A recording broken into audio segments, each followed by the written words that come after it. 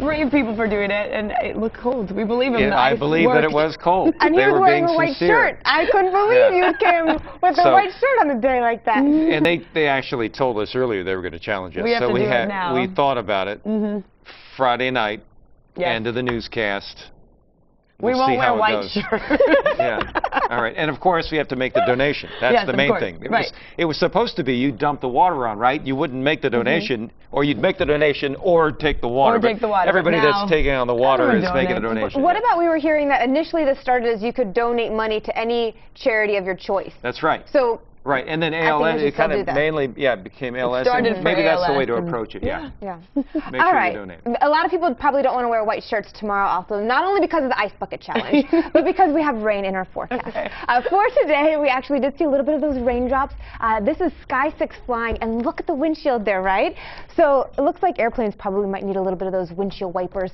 Considering the wet activity we had for today, rainfall totals, it looks like North County picked up the most of it. Fallbrook, almost a half an inch of rainfall, whereas Carlsbad picked up closer around 3/10. Vista just a few hundredths, and Poway only around 1/100 of an inch for you.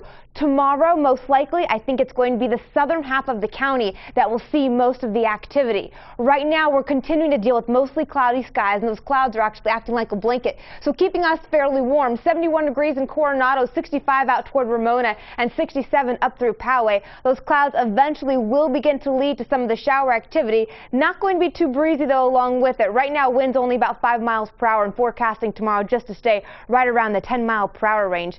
Look what's happening in the tropics. We have two systems. The first one about 1,800 miles away from Baja. That one's Karina. The second one 800 miles away, and this one's Lowell.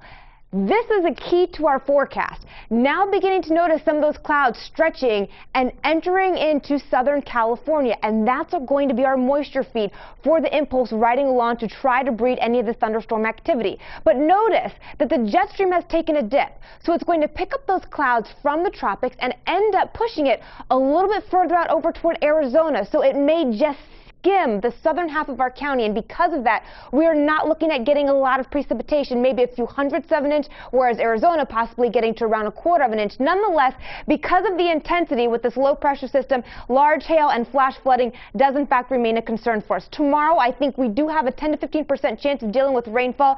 I think there will be more green on the screen once we get to 8 a.m. Most of the activity, I think, happening at around 10 a.m. And once we head through 1 o'clock, the activity then is going to focus out over toward the mountain and desert communities for them. 7-day forecast for you. Although we are going to call for a 10% chance of rainfall for tomorrow, we will begin to notice our temperatures rising. 78 degrees tomorrow, 79 Friday, back behind the system, drier air and more sunshine. Inland 86 degrees, an isolated thunderstorm, but you end up seeing sunshine later into the day and plenty of sunshine for the weekend and warming up. The mountains, a 20% storm chance for you. You will turn out looking beautiful later into the afternoon, and the deserts 97 degrees, a 20% chance of rain as well. That's a look at your 7-day forecast, guys. Back to you. Okay, Sabrina, thank you very much.